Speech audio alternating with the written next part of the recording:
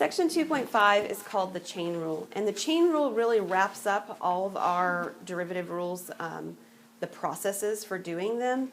2.6 involves trigonometry and derivative rules, but we have chain rules and product rules and quotient rules all involved in that already.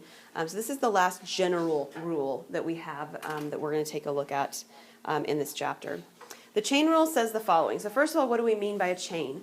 Well, we mean a function sort of nested inside of another function. So do you see how it looks like g of x is contained inside of f of x? You learned about those in algebra.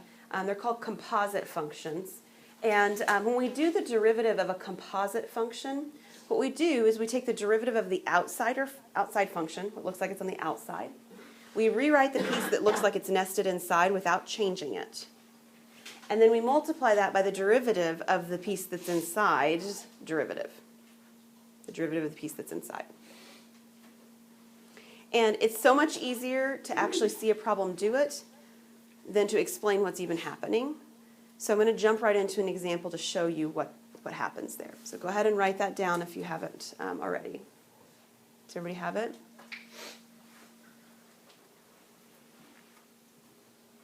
All right, let's take a look at an example. This is a problem where we could actually do algebra to simplify, and we could avoid using this rule, correct? But I don't know about you, I don't really want to multiply something to the power of 5 out. It does not sound like a joyous thing for me to do with my time. And I like math. I still don't want to multiply something out 5 times. So what we actually would identify, and if it sometimes helps if you sort of think about it by putting things in a bracket or in a color or blotching it out or putting your thumb on top of it to ignore it for the moment. We're going to ignore everything that I just boxed in red. Okay? Just sort of ignore it. It's acting like there's stuff inside. What this should look like is that I have 2 times stuff raised to the 5th power. The stuff doesn't matter for the argument of what's going on the outside. On the outside of this function, we have power 5. And you know power rules. Power rules say that what do I do with the 5? Multiply it by the 2 to give me 10. And then what happens to the power 5? It becomes a 4. What the chain rule says is that the piece that was inside in red that I sort of ignored stays the same. All I do is to rewrite that piece. I just drop it right back down into where it was before.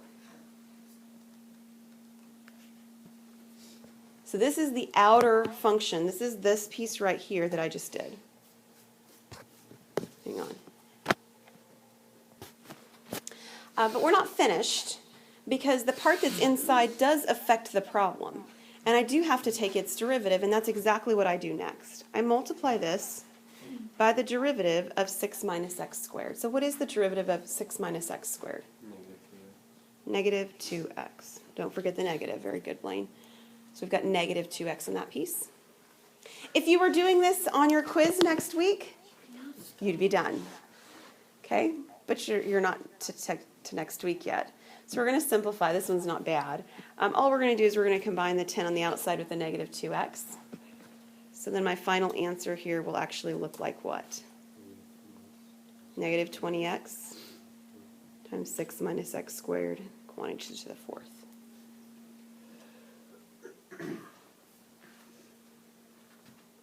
If you can just ignore the piece that's inside, this rule is very straightforward. But where does the negative 2x come from? The negative 2x came from the derivative of 6 minus 2x squared. So the 6 is 0, and then all I've got is the negative 2x from the negative x squared. So with this rule, you'll always be able to ignore what's in the middle. Yeah, you want to try another one? Absolutely. We need one more. But this one looks different. It doesn't even look like something I just told you about, does it? What's it look like? It actually looks like a quotient. I'm going to argue that it's really not a quotient. You could use the quotient rule to do it, but it would feel very awkward because the part that's on top has a number 1. Its derivative is 0. You're going to get things to fall out in a kind of funny way. It just feels a little awkward to think about it as a quotient rule. Could you? Yeah, you could. But you could also think of it like this.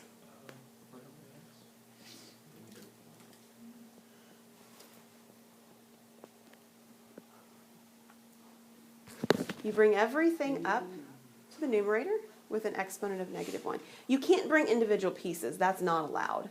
Because that addition and subtraction actually groups everything in the denominator together as one complete polynomial. But we can pull the whole polynomial up with an exponent of -1. Now it should look like stuff raised to a power of -1. Does it? All right, so let's take a look at doing this derivative as our last one for today. All right, so I've got everything inside the parenthesis that I get to sort of ignore for the moment. What do I do with the -1?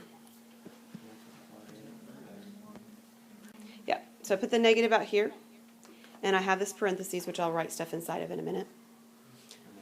And it becomes to the -2 power. That's exactly right. What goes inside of that parentheses? The exact thing that was already there. No change made to the inside of what's going on in the first step. Then what do we do? Multiply by the derivative of what's inside. So what's the derivative of x squared plus 3x minus 1?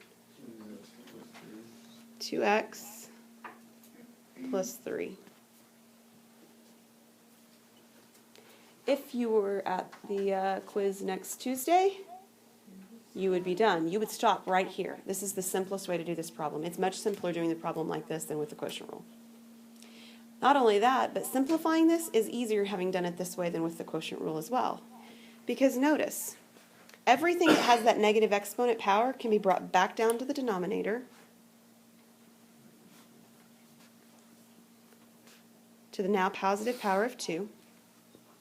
The negative that's at the beginning and the 2x plus 3 that's at the end can be combined. That is, they can be distributed. And you have your answer.